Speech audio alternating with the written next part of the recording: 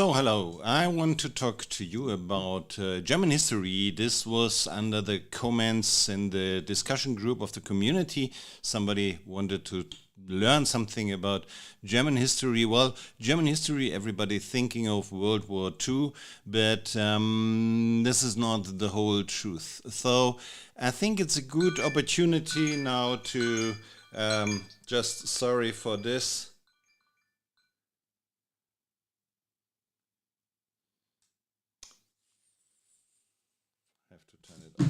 This is live. Life is live. It never happens only when I'm online. Then it always happens.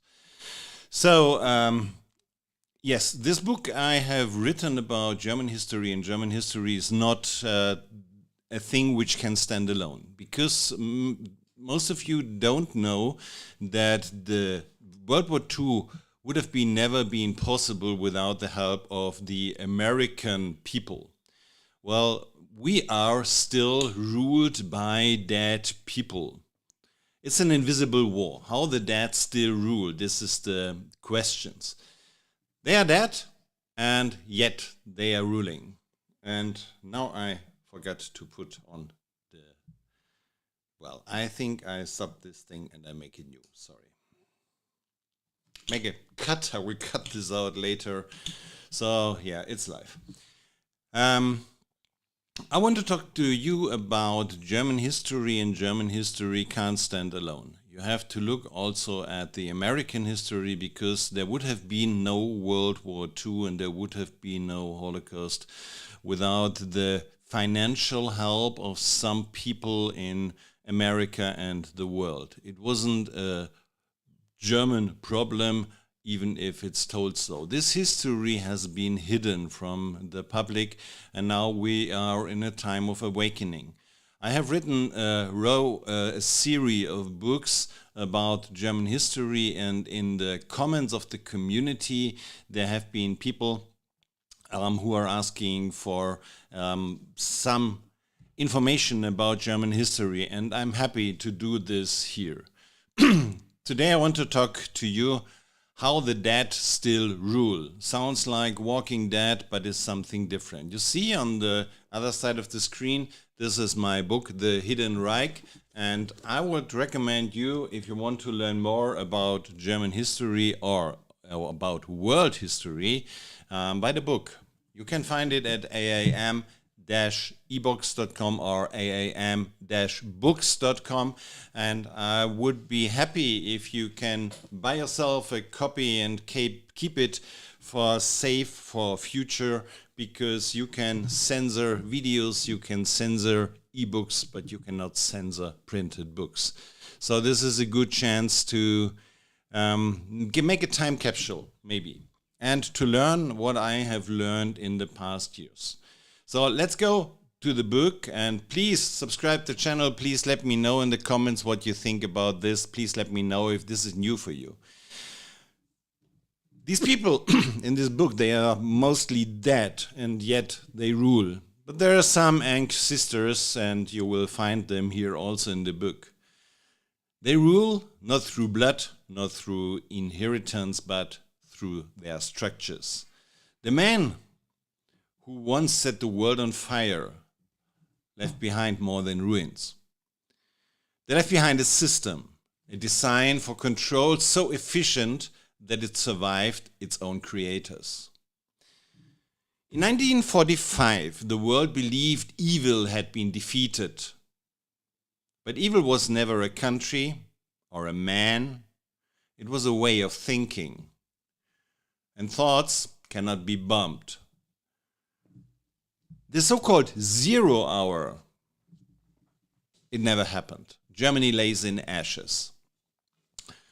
But in the ruins, the same minds continued their work. Uniforms be replaced by suits, parties pins by new emblems, the ideology renamed Reconstruction. One person, Johann Ludwig Graf Schwerin von Grossig, was Hitler's finance minister. He became an advisor to the post-war republic.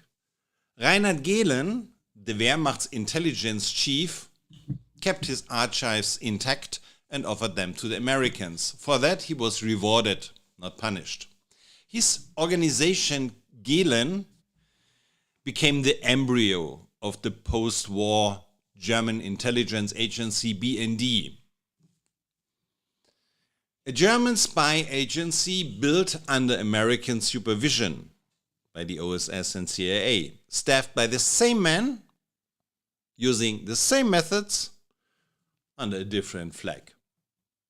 The bridge across the Atlantic, while Gehlen sorted files in Pullach, two brothers in New York were shaping the new world order after the war.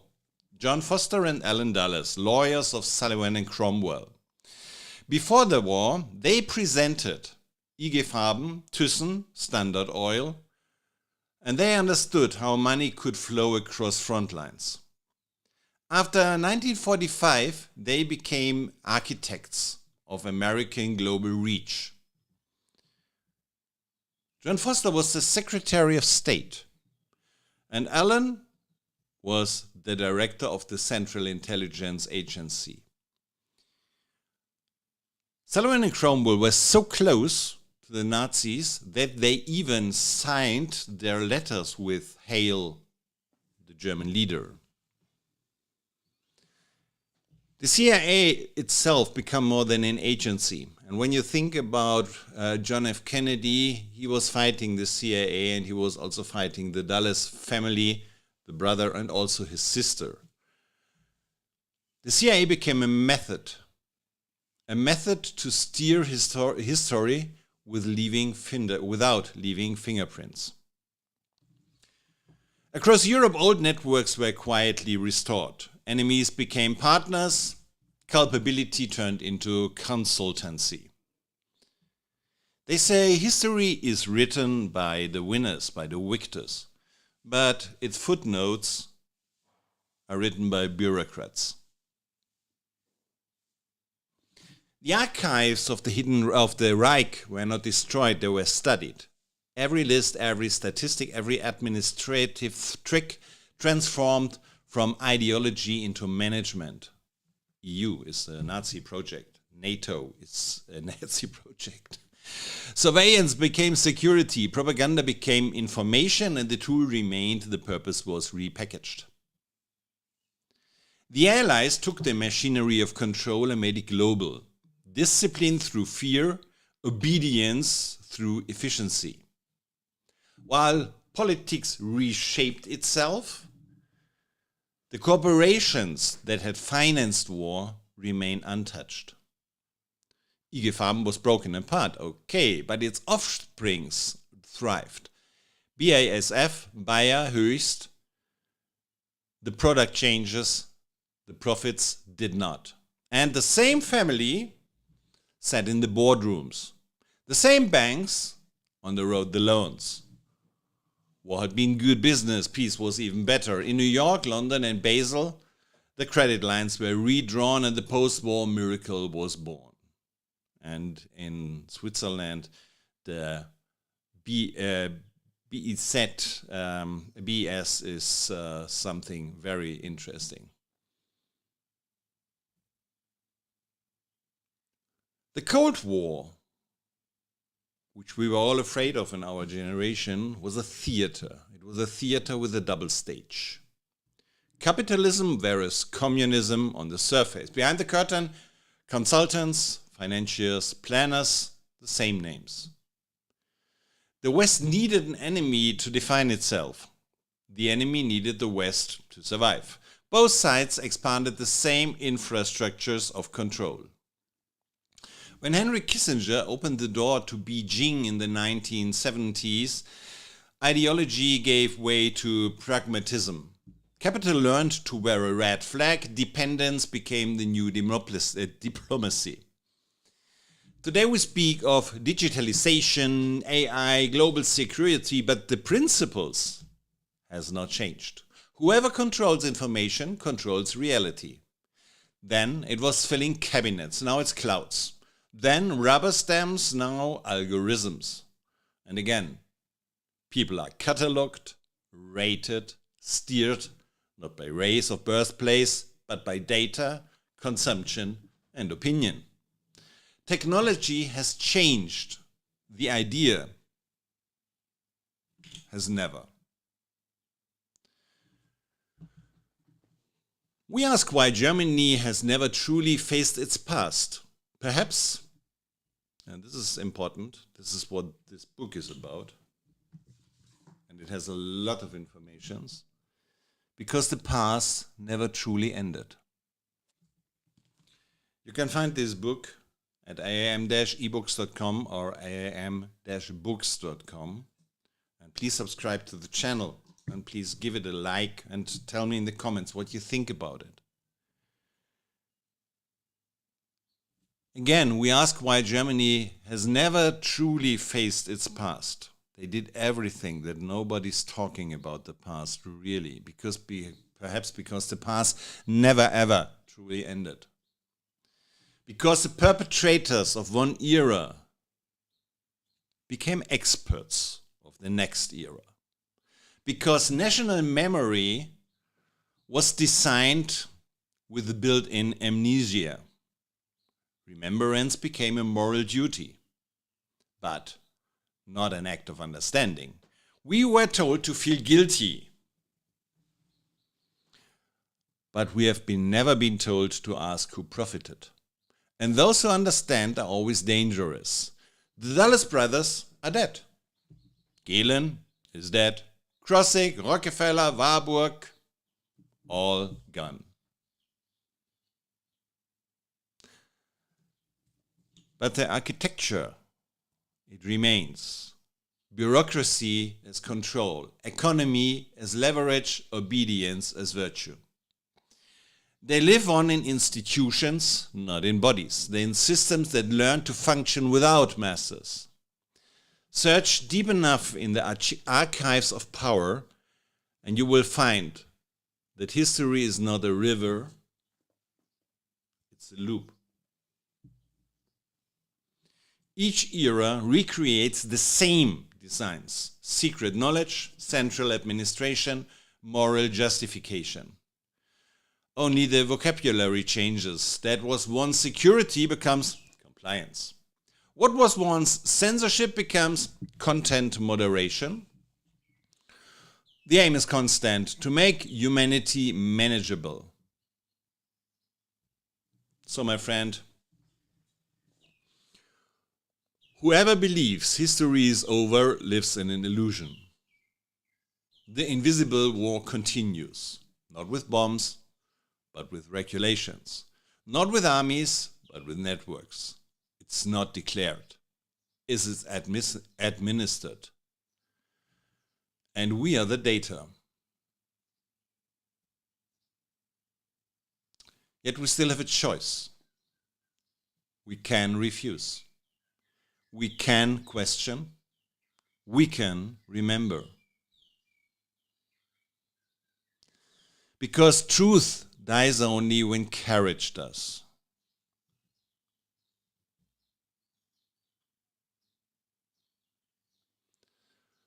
The dead rule only as long as the living remain silent. Silence is the true legacy of the 20th century. And breaking the silence is the task of the 20th century. Awakening is not nostalgia. Awakening is self-defense. Truth is uncomfortable, but it frees. Let's have a look in the chapters, what you can expect when you buy this book.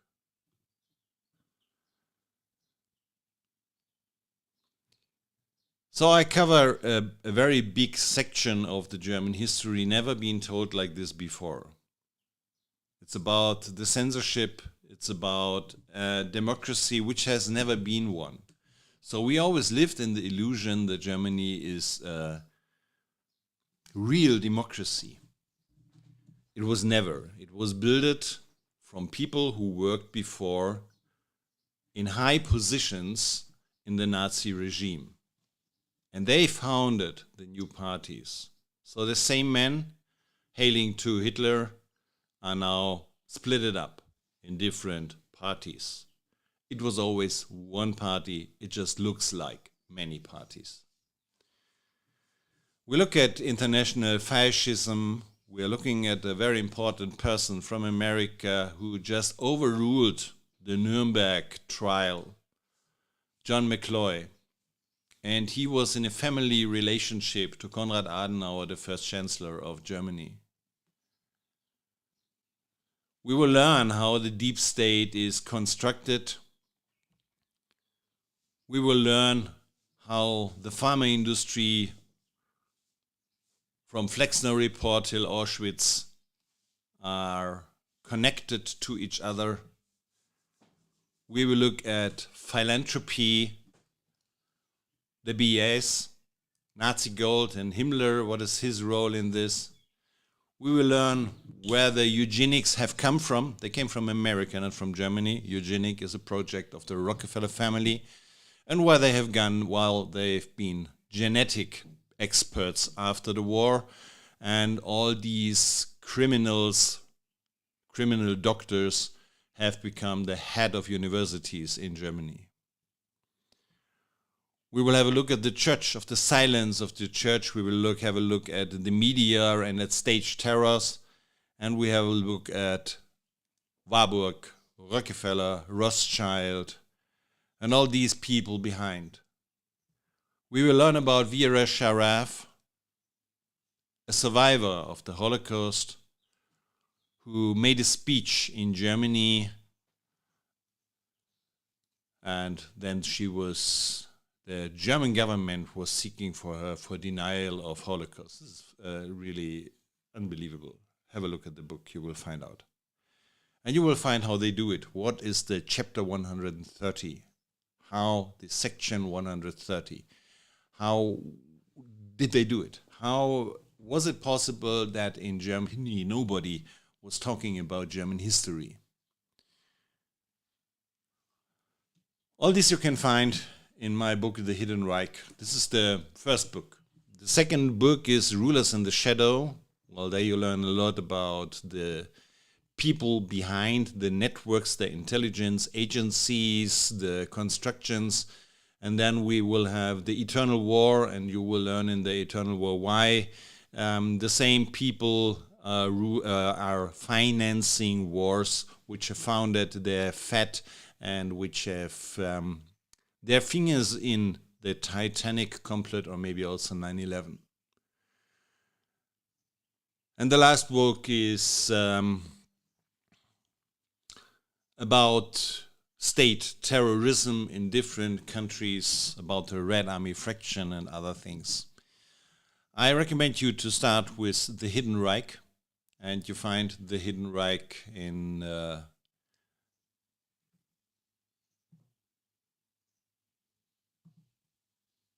just a second. You can find The Hidden Reich when you follow aam-ebooks.com or amm-books.com. Please subscribe to the channel. Please let me know what you think about this book, what you think about this series. Do you want me to introduce my other books to you? Is this an interesting topic? Would you like to learn about this, or is it more? Are you more interested in medical advices, or what is your intention to come here to this channel? And please give it a like, you know about the YouTube algorithm and how it's working. Thank you for tuning in, and see you next time at Against All Mainstream. My name is Dr. Bodo Schiffmann. I'm a German ENT and emergency doctor living in exile because his opinion to the seasonal flu of 2021.